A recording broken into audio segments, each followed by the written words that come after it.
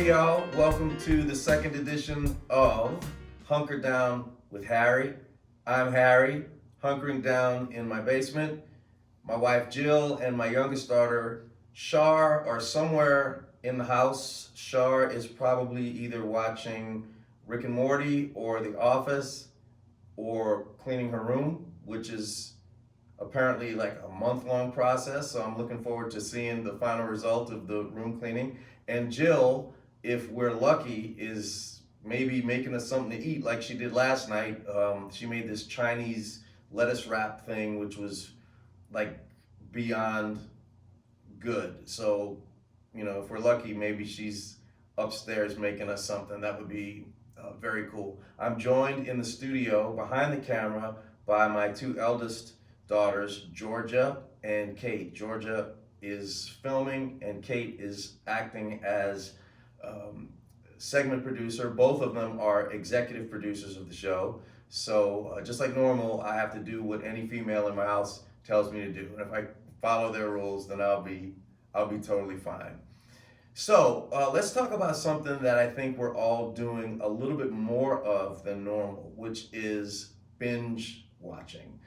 We all, if we're self-quarantining, have a little bit more time at home, and I'm no exception to that. So the girls and I have watched a couple of shows recently that I wanted to share with you that I think are pretty cool. The first one is called The Stranger. It's a show from the UK about this stranger who starts dropping these bombs on people with regard to their personal lives, which are things that they would rather not share, and they're shocked that somebody would actually know these secrets about them.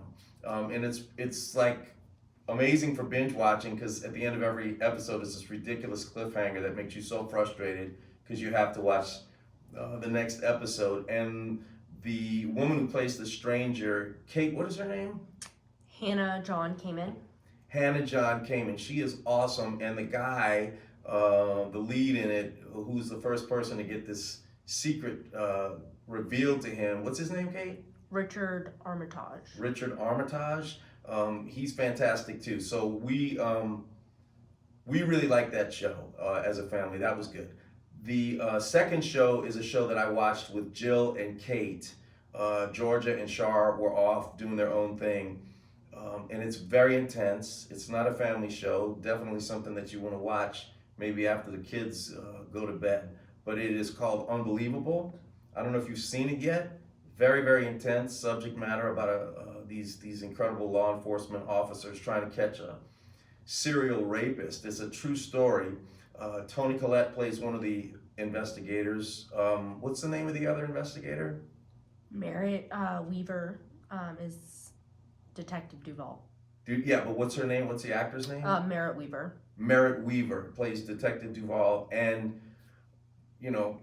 I'm not saying she stole the show, but boy, she came really close. The young actor who played this rape victim was just off the hook. What was her name, Kate? Caitlin Dever. Caitlin Dever, I think. Dever. She's like 23 years old. As soon as we finished the last episode, we're all like Googling her to see who she was, and she's like incredible. There's like this group of 23-year-old or 22-year-old actors out there that's like taking over the world.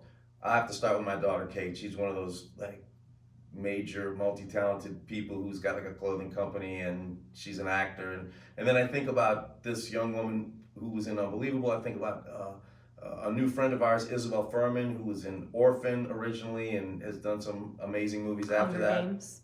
She's in the Hunger Games too. She was in the Hunger Games. She's amazing. And then this, what's the actor's name again? Caitlin. Caitlin Dever? Mm-hmm. Yeah. Amazing young group, and they're all like 22, 23 years old. So we really liked Unbelievable. But again, I'm telling you, spoiler alert, it is very, very heavy subject matter. So you would want to make sure that you watch that with appropriate company. Okay, so we're all staying inside. For me and for my family, it's really important for us to try to stay healthy. And how do we do that? Well, we try to, eat clean food, and we try to exercise as much as possible. And I just wanted to dedicate a minute to tell you some of the things that have worked, for me. I'm more than willing to hear what y'all have to share with me about what you're doing to keep yourselves, physically in shape during these strange times. But I have this workout streak. I started it on June the 10th, 2010, and I haven't missed a day since. So this coming June will be 10 years, and I haven't missed a day of a half an hour of some type of physical exercise. Some days I can't make it to the gym, so I have to, stretch my hip flexors like that, or maybe I, stand in, sit in my seat and I get up, for a half an hour without using my arms. This is something that I told my dad to do. He's 93, and he sits there and he drives through his heels and he stands up and then sits back down. These are things that if I can't get to a gym, I'll do like a half an hour of that, or I'll take like a gallon water jug, and while I'm watching the news, I'll just do some curls. These are things that I do if I can't go to the gym, but I think it's important for me, for my mental health, for my physical health, to do at least a half an hour of something. Also, I'm gonna share with you what I've been doing in terms of eating. I think diet is really, really important, and I've been doing something that I hear a lot of people are doing. It's called intermittent fasting. If you don't know about it, maybe Google it, because it's a lifestyle change, but it's the first time that I've been able to kind of eat good food and I don't feel deprived of anything. I start eating at noon and I stop eating at 8 p.m. I eat, clean food. I eat, fruits and vegetables. I stay away from dairy. I found that works for me. I also find that gluten has given me a little bit of a problem too. Kind of makes me feel bloated, and I've been doing this intermittent fasting thing. That said, I have tried every kind of diet there is. I've always had a problem being addicted to carbohydrates, and I mean bad carbohydrates like donuts and candy and chips and cookies and cake. I'm just like, I don't have an off switch with that stuff. I really have a problem with it. I think I passed that on to Kate. Like, Georgia, you don't have that much of a sweet tooth, right? No, but it's kind of gotten worse. As Really? time goes on, I do love my sweets. Yeah. Well, Mom doesn't. She just doesn't eat that stuff. She likes cheese, but Yeah, that's more like, savory. yeah, she's more savory. But I think Shar, like the four of us, we like sweets. So I found that starting at noon and stopping at 8 has reduced my desire for all that.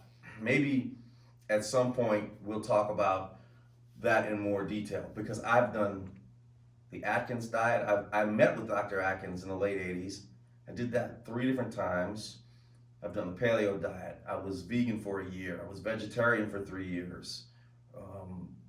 Paleo, whatever.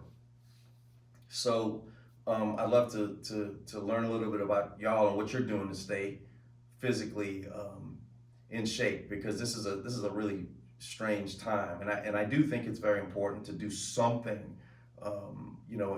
If you can. There are a lot of people out there on the front lines, doctors, nurses, all kinds of people in the political realm and in the public health realm, who I know maybe don't have any time to do any of the things that I'm talking about, like binge watching or exercising. You are in my thoughts and in my prayers, and my whole family is praying for y'all, and we thank you infinitely for giving so selflessly of yourselves during this very confusing time.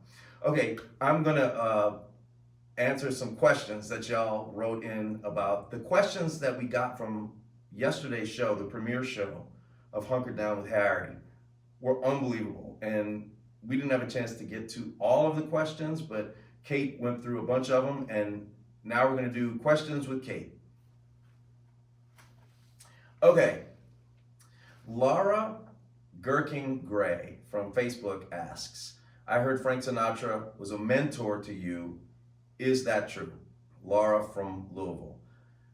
It is not true. I did meet Frank Sinatra on a couple of occasions, and I learned a lot from listening to his music over the years, but he wasn't a mentor. Like, he gave me a piece of advice, maybe like once, maybe twice, but these were like super brief encounters. We'll do an episode about my experiences with Mr. Sinatra one day. That was really cool. But no, he was not a mentor to me. I wish he were. Shelly Schwenky. I just watched Hope Floats and I loved it all over again. Do you have any special memories of filming that movie? That's the first question. I'll answer that one first. I have so many memories about making Hope Floats. I think it was like 1998 or something. And I remember Patrick Swayze's mom was our choreographer. We had to get some dance steps together for this scene we had when we were dancing in this bar.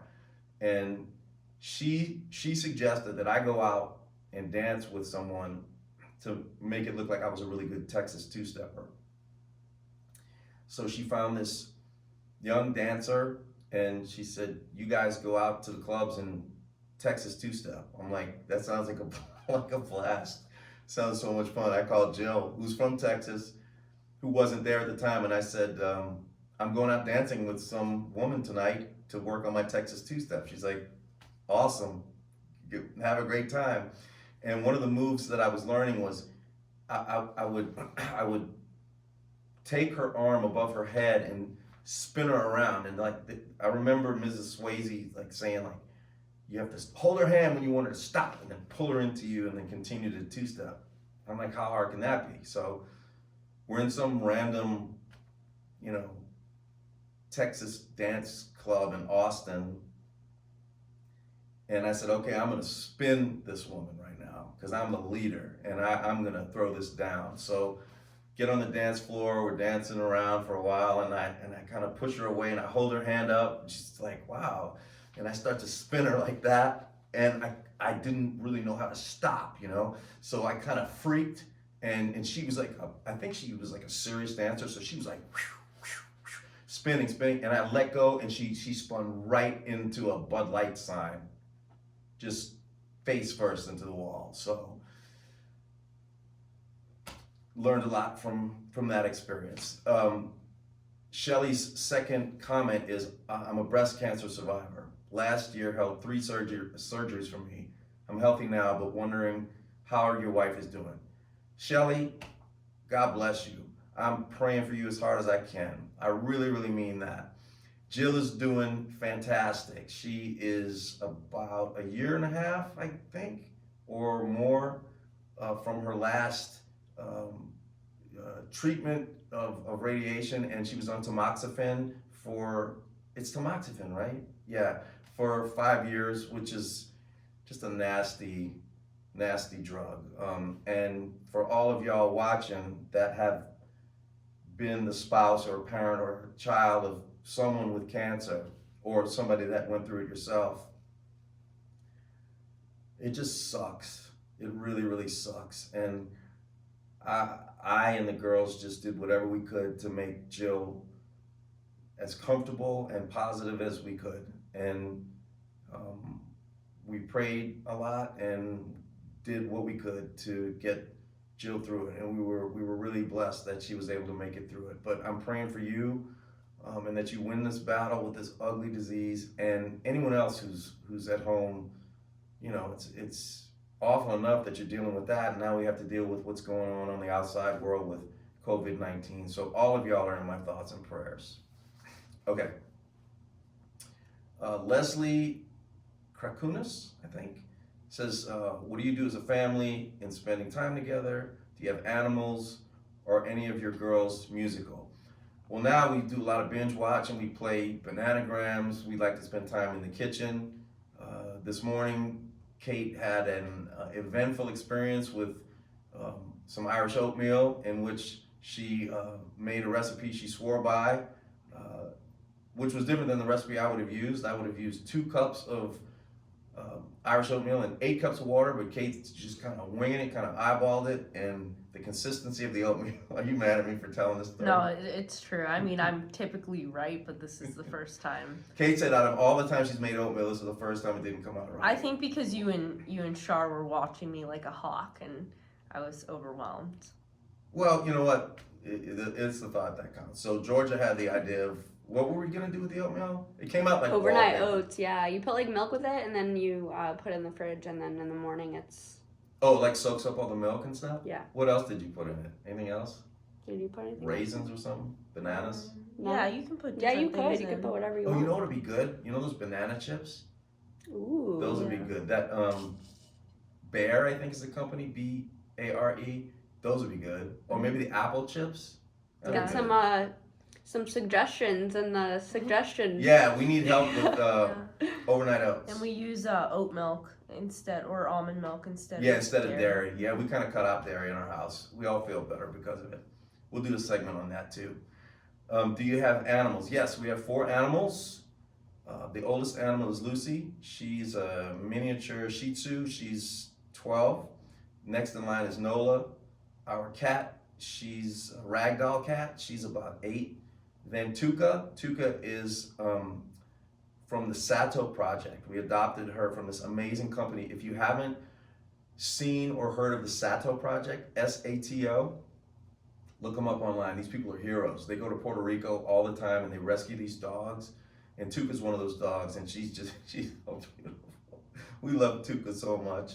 And Tuca is like 2 now, and then the baby is another ragdoll kitty named Billy Finn. Billy Finn has an Instagram page called Billy Finn the Kitty. And Tuca, she's my dog, she has an Instagram page called Tucagram. Tukagram. 2 M's for Tucagram. Annie Laurie Matson. She is an elementary school music teacher. Yes. What is the one thing you would want my students to know about jazz? It is fun. It is so fun. When you practice your scales and you learn your key signatures and then you mix that with these incredible American sounds, these rhythmic sounds of swing and different kind of cool harmonies, when you mix all that together and then kind of use that technique and improvise, it is just so fun. And it gets more and more fun. I mean, I'm 52 years old and I'm having more fun with it now than I did when I was 10. It's so awesome. So to all of your students, Annie, try messing around with some jazz music because it's so fun. And thank you and all of the other music educators out there for selflessly giving of yourself, because I would be nowhere without music educators. So maybe we'll do a segment on that, on a little like how to play jazz or something. That might be really cool too. Send in those ideas, because these are the types of things that I would love to talk about on Hunker Down with Harry. Okay, let me see. There's so many. I want to get Natalie Shaver says, will you ever record a gospel album? If so, what would the first song you'd put on it be? Yes, Natalie. The answer is yes. I will record a gospel album. Mostly original songs, I think. There's definitely some classics like How Great Thou Art, Old Rugged Cross, maybe I'll Fly Away. But yeah, I want to do it because I love gospel music. And actually, now that I'm stuck in my house, maybe I'll do it sooner rather than later. That would be really fun to do. Let me see. Rhonda Orsini Murray asks, how have you raised, girls, are you paying attention? How have you raised such amazing, kind, respectful daughters? Oh, How awesome is that? that's so sweet. Really? Isn't that amazing? Yeah. It seems many kids are very entitled. What advice can you offer? I admire the closeness among you, your wife, and girls have. Gosh, Rhonda, that's like the greatest compliment ever. It's hard not to get emotional when I talk about my daughters, about our daughters. I guess number one for me and Jill is, open and consistent and transparent communication. There's that fence that we all straddle between having to be a disciplinarian and having to say things that your kids are not going to like you for, and then being this accessible kind of friend, parent. There's kind of a gray line there, and it does get hard sometimes. But if I were to give any advice,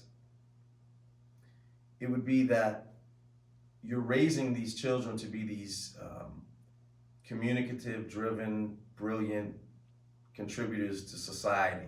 And we're at a point, Jill and I are at a point in our lives where we're seeing the results of that philosophy, because we have a 23-year-old, a 22-year-old, and a 17-year-old who are going to take over the world. And we have become dependent on their perspective.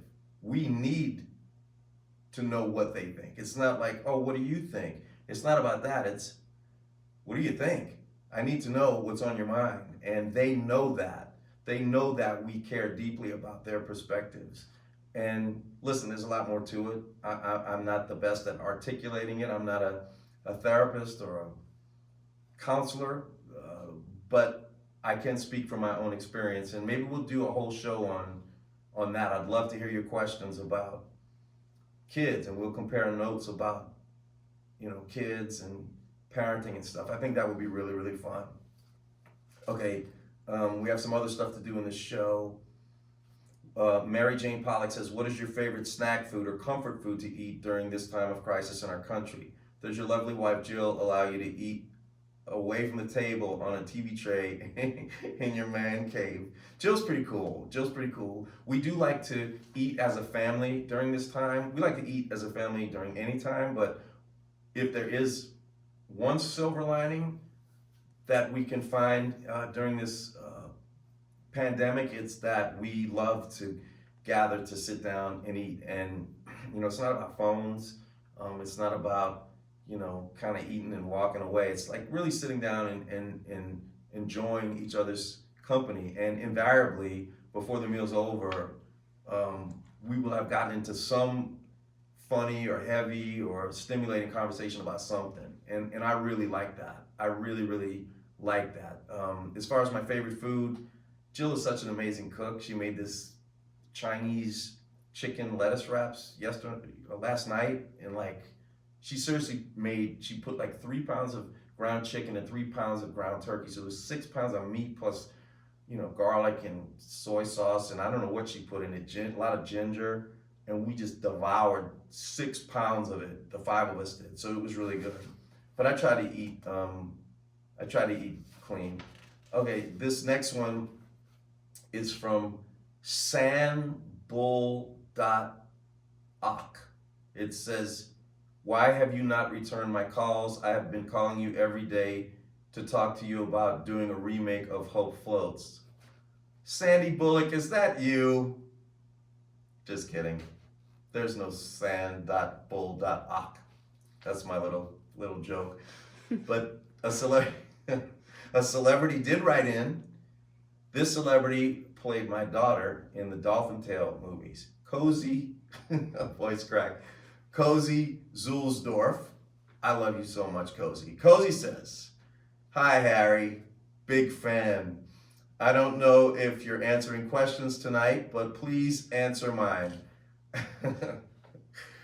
Eyelashes for teeth or teeth for eyelashes?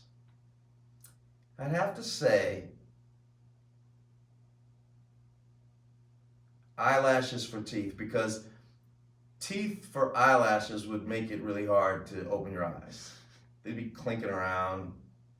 And would you have to brush your eyelash teeth and floss them and stuff? That'd be super creepy. So, but the thing is, you might say, well, if you have eyelashes for teeth, then you wouldn't be able to chew your food.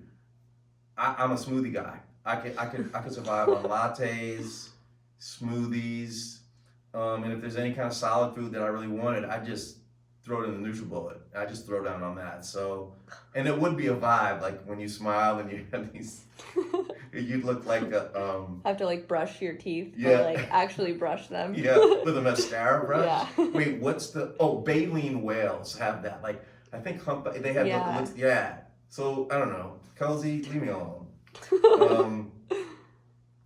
Okay, let me see. Miss Warner, Alima Warner says, looking forward to watching tonight. It is really helping pass the time away. Are there any funny blooper stories from your movies or maybe your recent talk show that you can share? My life is a blooper. I am a continuous walking blooper. Oh my gosh, but I love the bloopers. Okay, my voice just cracked. Happens all the time. I forget lyrics, my voice cracks. I'm gonna sing for you in a little while. I'll probably have a voice crack. I'll probably forget some words. I live for the voice cracks. You know what I live for is like when you're watching the news or any TV show and they go, and we'll be right back. And like there's just awkward pause because they forget to go to commercial. I live for that pause. So yeah, I know it happens all the time. Like, oh gosh. I'll come up with some blooper stories like on my TV show or movies. I mean, there's so many. It happens. Oh, I'll tell you when it happened. I just did a movie called Fear of Rain. It's coming out sometime this year with Katherine Heigl and some other incredible actors. And the young woman who plays my daughter, Madison Eisman, we have a very intense scene. It's very serious subject matter. She has schizophrenia and I'm her father, and I don't understand mental illness. I don't understand schizophrenia, and we're having an argument where she's claiming to see someone, and I don't know whether this vision she's having is real or not. And I'm standing by the door, and she's on the steps, and she says, you don't believe me. You don't see what I'm seeing. You don't believe me. And I say, where is she? Her name is Rain. Where is she, Rain? Or where is he? I can't remember. And I picked up like a bag on the coat hook. I'm like, where is he? Is he in here? Is he in here? And I see her going like this, like looking away. The camera was on me and she's on the steps, like looking away. I'm like, are you laughing at me right now? And she was crying, laughing at me. Like I'm in the middle of this. Where is he? Where is he? I don't see him anywhere. And she's like crying, laughing. And she's like, I'm really sorry. So they had to cut. I'm like, what is so funny? She's like, why would he be in the bag? Like, why would who I'm seeing be in a little bag hanging from a coat hook? I'm like, yeah, you got a point. I was just trying to like do my acting thing. So stuff like that happens all the time. We're busting out laughing. Let me see. Okay, last question. Nicole B. Crofts says, we're looking for fun ways to pass the time at home with our 5 kids. Wow, 13 through 5 years old. Amazing. I know your girls are older now, but what was your favorite family game to play? On the count of 3, let's say our favorite family game, if you remember it, okay? 1, 2, 3. What do you mean? Wait, what? What did you say? We all had a different one. I said the word game. Oh, we love. Okay. We're gonna play the word game. Wait, what, Georgia? What do you mean? Oh, that's a good one too. That's I thought bananagrams. That's but good we one. play this thing called the word game where we sit around the table and everybody says a word and you make up a sentence. I'll show you. We should try it sometime. Yeah, let's do now? a quick one right now. Kate Is to her audition because she doesn't really like cheese. Okay. Kate is going to her audition because she doesn't really like cheese. I actually like to record those on my iPhone and then read them back later because they're pretty funny. Okay, guess what time it is? It's time for me to sing y'all a song, and I've kind of adopted this song as kind of a theme show for Hunker Down with Harry. It's a song about hope. It's a song about longing for a more peaceful time. And it's a song about knowing that that peaceful time is going to come. And you know what, ladies and gentlemen? It is going to come. If we keep following the advice of our healthcare professionals and we keep praying for those doctors and nurses and experts on the front lines with this COVID pandemic, if we keep supporting them and letting them know how much we love them, anybody that's in the trenches to help us through this, we're gonna make it. We're all gonna make it. It's gonna be a tough ride. Nobody knows with any specificity what's about to happen. But I can say that there's an incredible sense of love that I have for my family and for all of you watching. I may not know you, but I feel it in my heart. And let's just go through this together and get through it together. So I'm gonna sing a song now for you. You may have heard it before. It's called City Beneath the Sea. Excuse me while I step onto the bandstand. And please forgive any voice cracks. That will almost inevitably happen. If you didn't see this on our episode 1, this is a Wurlitzer student piano back from the 70s, and it's really cool.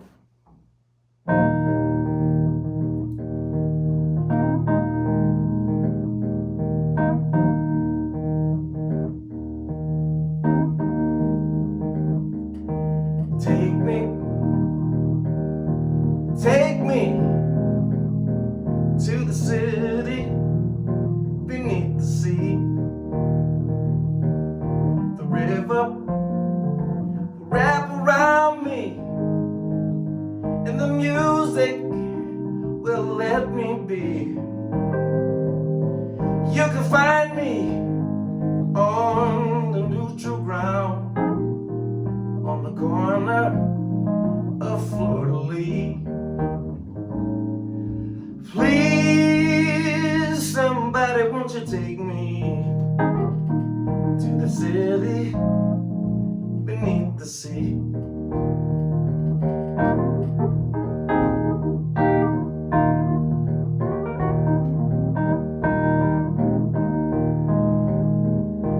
Take me, yeah, take me where the night outshines the day. You can hear the tap of soda caps and smell the etouffee. You can fade do-do with Giacomo or Finale till 3. Please, somebody, won't you take me to the city beneath the sea?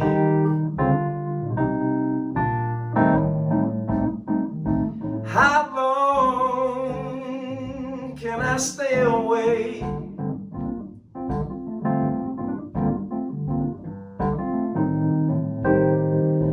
How long can I stay away?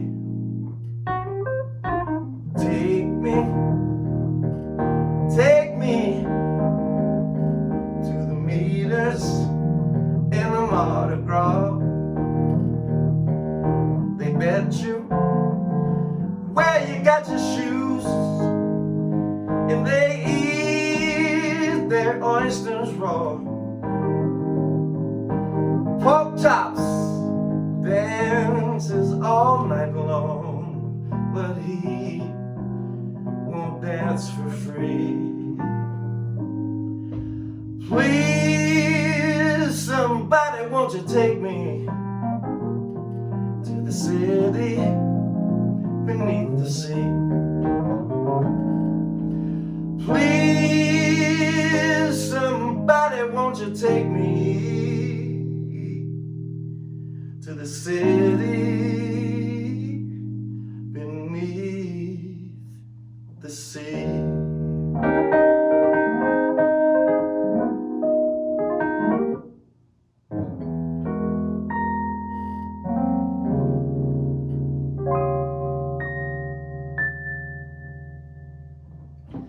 Thanks so much for tuning in, everybody. We'll see you tomorrow night at 9 p.m. Eastern Time for a new edition of Hunker Down with Harry. I love you.